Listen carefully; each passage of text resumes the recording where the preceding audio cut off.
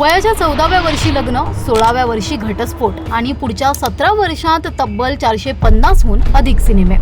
पण ग्लॅमरच्या शिखरावर असलेल्या या अभिनेत्रीचा शेवट मात्र इतका धक्कादायक होता की आजही तो एक रहस्यच आहे. ती कथा आहे सिल्क स्मिताची. सिल्क स्मिताचं खरं नाव होतं विजयलक्ष्मी वडलापती. 2 डिसेंबर 1960 रोजी आंध्र प्रदेशातील एका गरीब कुटुंबात तिचा जन्म झाला. गरिबीमुळे तिचं शिक्षण फक्त 4थी पर्यंतच होऊ शकलं. वयाच्या अवघ्या 14व्या वर्षी कुटुंबानं तिचं लग्न लावून दिलं. पण सासरच्या जाचाला कंटाळून ती घर सोडून चेन्नईला पळून गेली. तिने तिथं सुरुवातीला मेकअप सहाय्यक म्हणून काम सुरू केलं. 1979 मध्ये वंदी चक्रम या तमिळ चित्रपटात तिनं सिल्क नावाची भूमिका साकारली आणि इथूनच तिला सिल्क स्मिता हे नाव मिळालं. 80 आणि 90च्या दशकात तिच्या बोल्ड अभिनयाने आणि मादक अदांनी संपूर्ण दक्षिण भारतीय सिनेसृष्टी गाजवली. तिनं तमिळ, तेलुगू, मल्याळम, कन्नड आणि हिंदी अशा अनेक भाषांमध्ये 450 पेक्षा जास्त चित्रपटांमध्ये काम केलं. तिनं रजनीकांत, कमल हासन, चिरंजीवी आणि मोहनलाल यांसारख्या सुपरस्टार सोबतही स्क्रीन शेअर केली. तिचा सिनेमा म्हटलं की गाणी, नृत्य आणि तिच्या उपस्थितीचीच चर्चा व्हायची. पैसा, प्रसिद्धी आणि यश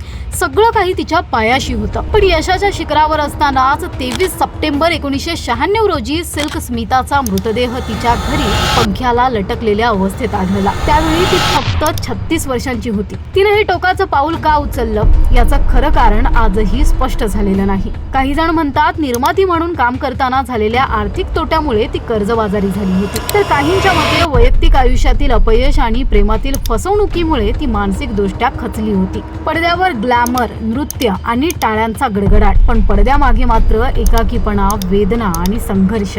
सिल्क स्मिताचं आयुष्य आपल्याला एक गोष्ट नक्की शिकवून जाते: चमकणाऱ्या जगामागे कधी कधी खूप खोल अंधारही दडलेला असतो.